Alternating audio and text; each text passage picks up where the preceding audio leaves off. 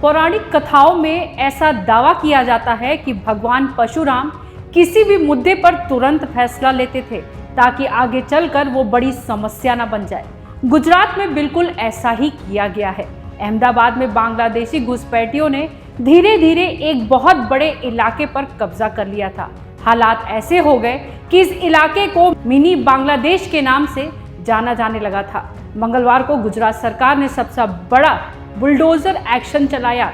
एक साथ 80 बुलडोजर उतार दिए गए, जिसके बाद कुछ ही घंटों में अतिक्रमण के साथ साथ बांग्लादेशियों को गुजरात से बसाने वाले गिरोह का भी सफाया हो गया।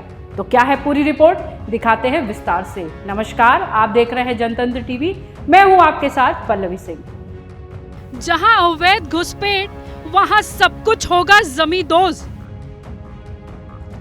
800 घुसपैठियों के ठिकाने पर आखिरी स्ट्राइक।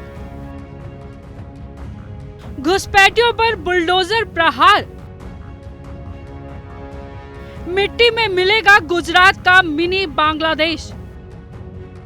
पहलगाम में आतंकी हमले के बाद देश के अंदर घुसपैठियों को निकालने का अभियान शुरू हुआ है। गुजरात पुलिस ने इसके लिए तैयारियां सोमवार रात से ही शुरू कर दी। मंगलवार को यहां करीब 50,000 वर्ग मीटर जमीन से बांग्लादेशी घुसपैठियों के अवैध निर्माण को हटाया जा चुका है। इस जमीन की कीमत करोड़ों में है, जो अब कब्जा मुक्त हो चुकी है। इलाका बड़ा था, इसलिए तैयारी भी बहुत बड़े स्तर पर हुई। इस अभियान में 80 बुलडोजर, 60 डंपर और लगभग 2000 पुलिसकर्मियों को तैनात किया गया। अब आप सोचेंगे कि घुसपैठियों को हटाने के लिए इतनी ज्यादा फोर्स तैनात की गई, तो आइए आपको इसकी वजह भी बताते हैं। अहमदाबाद में चंदोला झील और उसके आसपास के इलाके को मिनी बांग्लादेश कहा जाता है। यहाँ इलाका 1200 हेक्टेयर में फैला हुआ है। अवैध बांग्लादेशियों के बसने की वजह से घनी आबादी वाला ये इलाका आपराधिक गतिविधियों के लिए भी बदनाम था। कुछ समय पहले गुजरात एटीएस ने यहाँ से एक आतंकवादी को भी गिरफ्तार किया था। दावा है कि यहाँ पर 190 से ज्यादा बांग्लादेशी घुसपैठियों की पहचान हो चुकी है। ये बांग्लादेशी घुसपैठिए देश के शहरों में लगा वो दीमक है जो अंदर ही अंदर समाज को, देश को खोखला कर रहा है। दिन भर बुलडोजर चलाकर अहमदाबाद के इन इलाकों को अतिक्रमण मुक्त कराया गया। अब आप सबसे पहले इस रिपोर्ट को गौर से देखिए तो आपको पता चलेगा कि देश के दूसरे शहरों के लिए भी ऐसा अभियान चलाना कितना जरूरी है।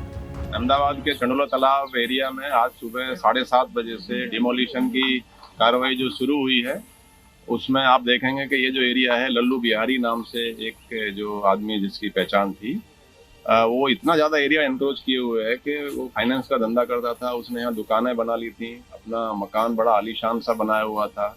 एक घोड़ा भी उसके पास से मिला है। अभी आप देखोगे तो यहाँ 200 से ज़्यादा ऑटो रिक्शा वो रखता था, उनको भाड़े ऊपर देता था। इनफैक्ट उसका फाइनेंस का बड़ा बिग बिजनेस बताते हैं। लालू बिहारी उसका लड़का और अलग, और उसके अलावा अन्य लोग जो इस पूरे कौभांड में शामिल थे, उनकी कितने तनाज़ा। बांग्लादेशी घुसपैठियों को यहाँ बसाने के लिए एक गिरोह मौजूद था, जिसका मास्टरमाइंड महबूब पठान उर्फ लल्लू बिहारी को बताया जा रहा है। महबूब पर आरोप है कि वो लाखों रुपए लेकर अवैध बांग्लादेशियों को यहाँ अवैध तरीके से बसाता था।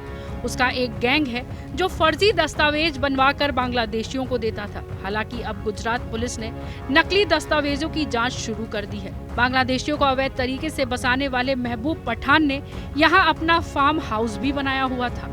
वाहनों का पार्किंग शुल्क वसूलने वाले महमूद के पास 50 कारें और 250 रिक्शा थे, जिन्हें किराए पर देकर वो कमाई करता था। अब आप सोचिए कि सरकारी जमीन पर बांग्लादेशियों को अवैध तरीके से बसाकर महबूब पठान ने इतनी संपत्तियां इकट्ठा कर ली। अंग्रेजी में एक कहावत है, स्टिच इन टाइम्स सेव 9, यानी अगर आप किसी समस्या को तुरंत हल कर ले तो भविष्य में उसे बड़ा होने से कोई नहीं रोक सकता। गुजरात में ऐसा ही किया गया है। हमें उम्मीद है कि अब देश के दूसरे शहरों में भी यही फॉर्मूला अपनाया जाएगा। तो आपकी इस बारे में क्या राय है, हमें कमेंट कर जरूर बताइएगा। तब तक के लिए नमस्कार।